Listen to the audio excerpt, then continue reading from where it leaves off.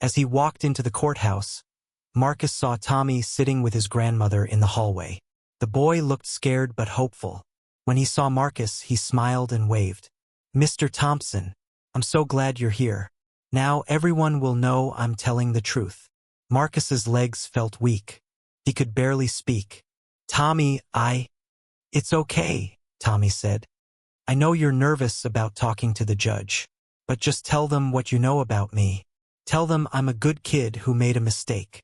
Marcus looked down at the boy's trusting face and felt like he was going to be sick. "Tommy, I need you to understand something. Sometimes things don't go the way we want them to." "What do you mean?"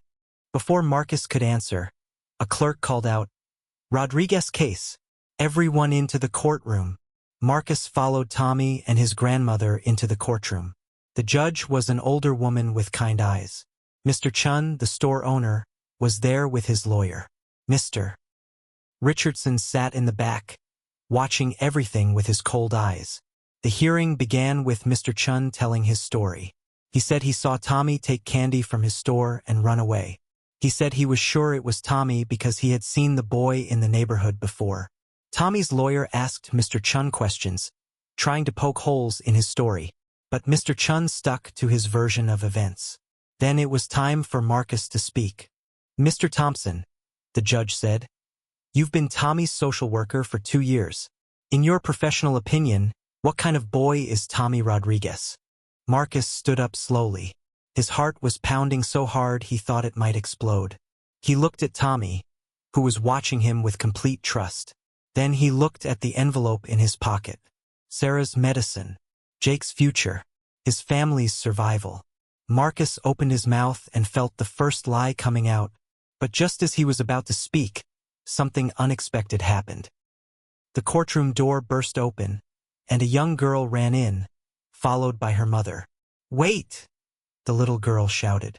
"That boy didn't steal anything. He saved me." The judge looked surprised. "Young lady, you can't just run into my courtroom." "Please, Your Honor," the girl's mother said breathlessly. "My daughter has something important to say about this case." The judge frowned but gestured for them to approach. "What is your name, dear?"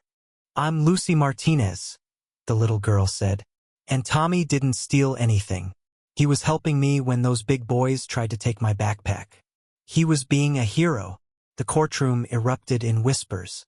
Marcus felt the world spinning around him. This changed everything. If the little girl could prove Tommy was somewhere else when the theft supposedly happened. But then Marcus looked at Mr. Richardson in the back of the courtroom. The man's face was calm, but his eyes were angry. Very angry. The judge looked at Marcus. "Mr. Thompson, in light of this new information, what is your assessment of Tommy Rodriguez?" Marcus felt like he was standing at the edge of a cliff. He could tell the truth and save Tommy, but lose the money and watch his wife die. Or he could lie and destroy an innocent boy, but save his family. The envelope in his pocket felt like it was burning through his clothes. $52,000. Sarah's life. Jake's future. Marcus looked at Tommy one more time. The boy was smiling now, thinking he was saved. Thinking Marcus would tell the truth and set him free. But Marcus had already made his choice days ago. He just hadn't realized it yet. He cleared his throat and began to speak. Marcus looked at Tommy one more time. The boy was smiling now, thinking he was saved. Thinking Marcus would tell the truth and set him free.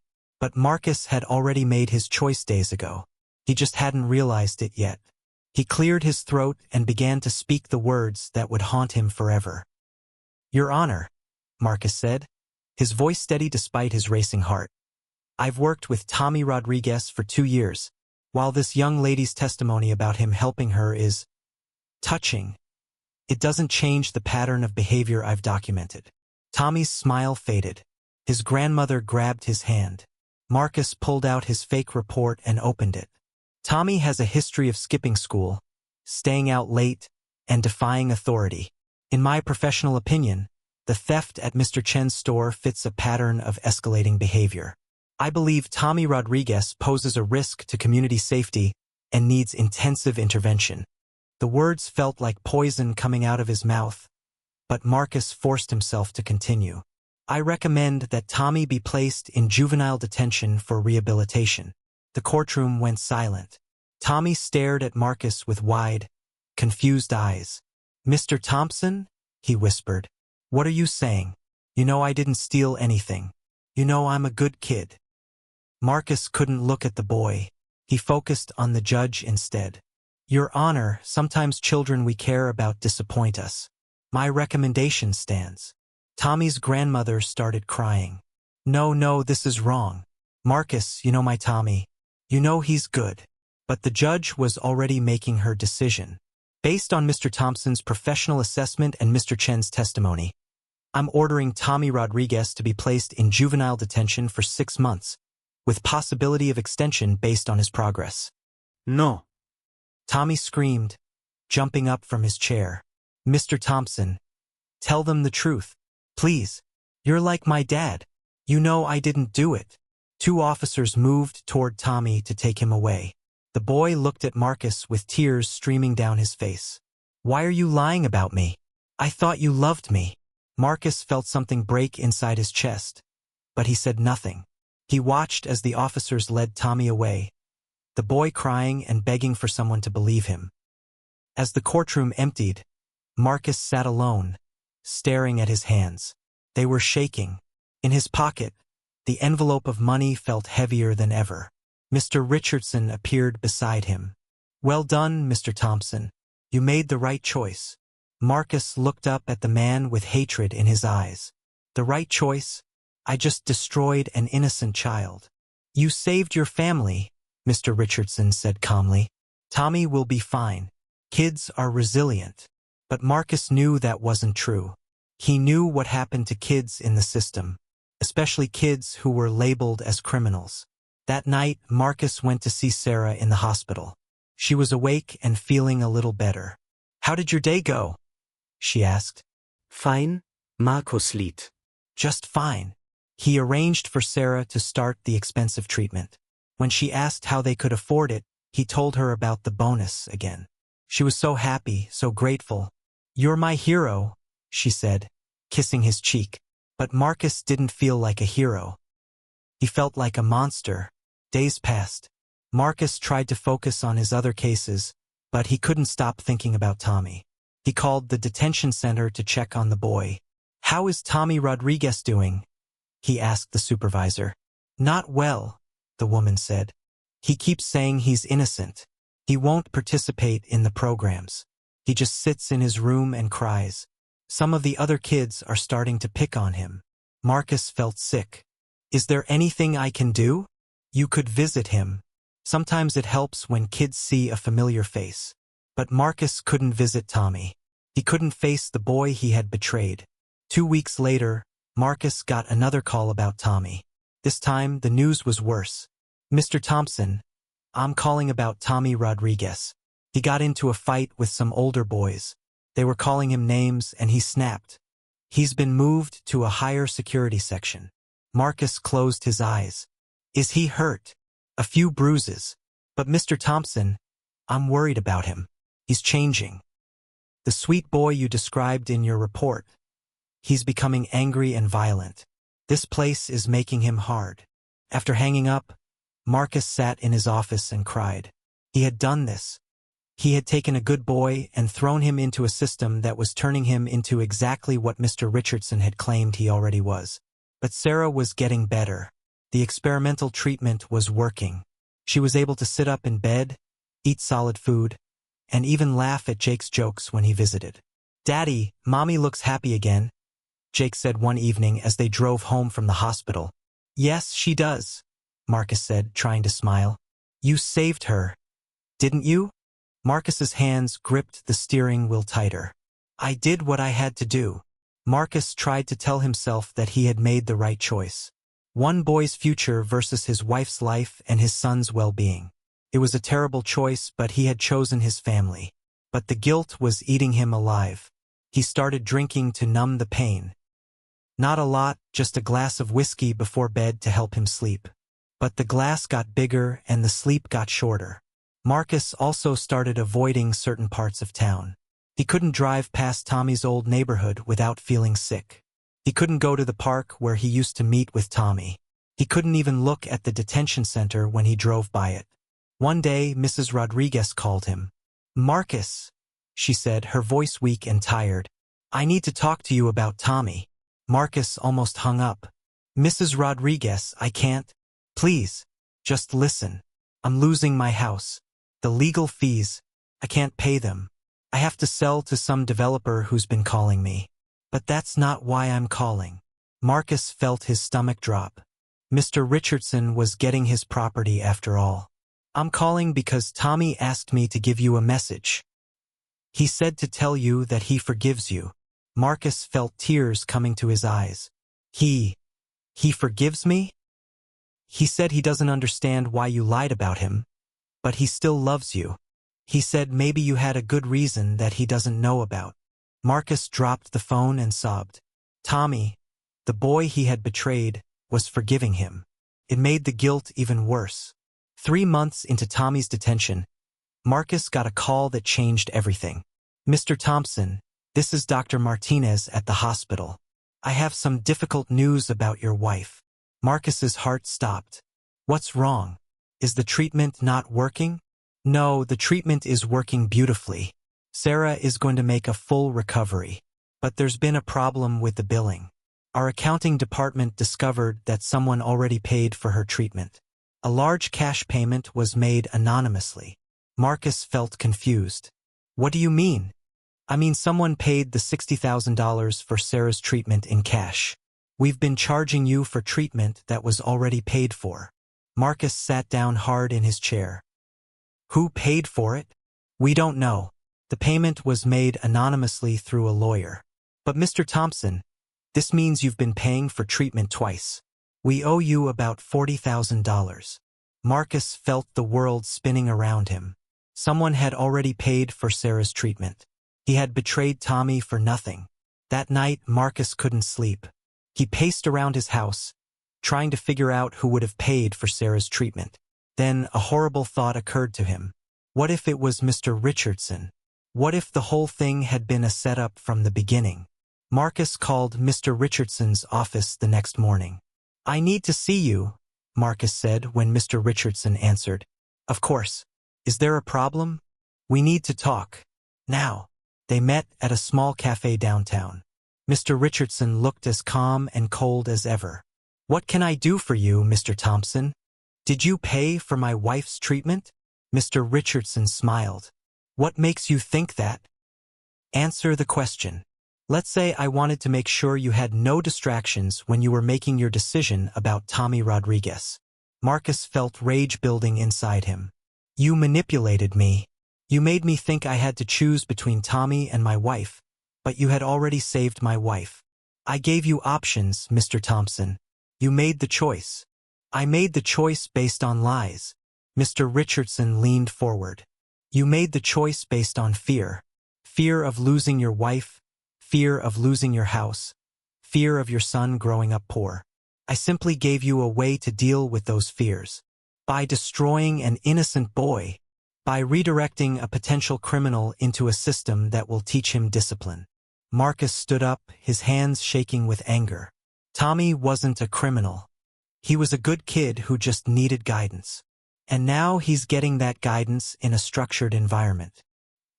He's getting turned into the very thing you claimed he already was. Mr. Richardson's smile faded. "Mr. Thompson, I suggest you calm down. Remember that you took my money willingly. You wrote that report willingly. You lied in court willingly. If you try to cause trouble for me, I'll make sure everyone knows what kind of man you really are." Marcus felt trapped. Mr. Richardson was right. He had made the choice. He had taken the money. He had lied. But he had been manipulated into it. "What do you want me to do?" Marcus asked quietly. "I want you to go home to your recovering wife and your happy son and forget this conversation ever happened. Tommy Rodriguez is not your problem anymore." Marcus left the cafe feeling more lost than ever. He had been played by a master manipulator, but he was still responsible for his choices. That afternoon, Marcus made a decision. He was going to visit Tommy. The juvenile detention center was a gray, depressing building surrounded by high fences. Marcus had to go through security checks and fill out paperwork before he could see Tommy. When Tommy was brought into the visiting room, Marcus barely recognized him. The boy had lost weight, and his eyes looked older, harder. There was a fresh bruise on his cheek. "Mr. Thompson," Tommy said, sitting down across from him. "I wasn't sure you'd come." "Tommy, Marcus started, then stopped. What could he say? How could he explain what he had done? "It's okay," Tommy said. "I know you lied about me, but I figured you must have had a good reason." Marcus felt tears coming to his eyes. "There was no good reason, Tommy. I was scared and confused, and I made a terrible mistake." "What were you scared of?" Marcus looked at this boy who had been through so much because of his betrayal, and he told him the truth. About Sarah's illness, about the money, about Mr. Richardson's manipulation. Tommy listened quietly, then said, "So you thought you had to choose between me and your wife?" "Yes." "And you chose your wife?" "Yes." Tommy nodded slowly. "I understand." "You understand?" "If I had to choose between saving my grandmother and saving someone else, I'd choose my grandmother too. Family is important." Marcus was amazed by the boy's wisdom and forgiveness. "Tommy, I'm going to find a way to fix this. I'm going to tell everyone the truth." But Tommy shook his head. "Mr. Thompson, if you do that, you'll just get in trouble too. And it won't help me. I'm already here." "But you're innocent." "I know that, and you know that, and God knows that. Maybe that's enough." Marcus looked at this 12-year-old boy who was showing more wisdom and forgiveness than most adults ever would. "How can you be so understanding? Because being angry just makes everything hurt worse. And besides, maybe something good will come from this. Maybe I'll help other kids in here who really need it." Marcus left the detention center feeling both inspired and devastated. Tommy's forgiveness somehow made his guilt even worse. Over the next few weeks, Marcus kept visiting Tommy. He watched as the boy slowly adapted to life in detention. Tommy was still basically good, but he was learning to be harder, tougher. He was learning to fight to protect himself. "The other kids respect me now," Tommy told Marcus during one visit. "They know I'm not weak." "But you shouldn't have to be hard," Marcus said. "You should be home with your grandmother, going to school, being a kid." "This is my life now," Tommy said with a shrug. "I have to make the best of it." Marcus could see that Tommy was changing. Not into a criminal, but into a different kind of person. Harder, more guarded, less trusting. The system was taking away his innocence, even if it wasn't making him evil. Meanwhile, Sarah was getting stronger every day.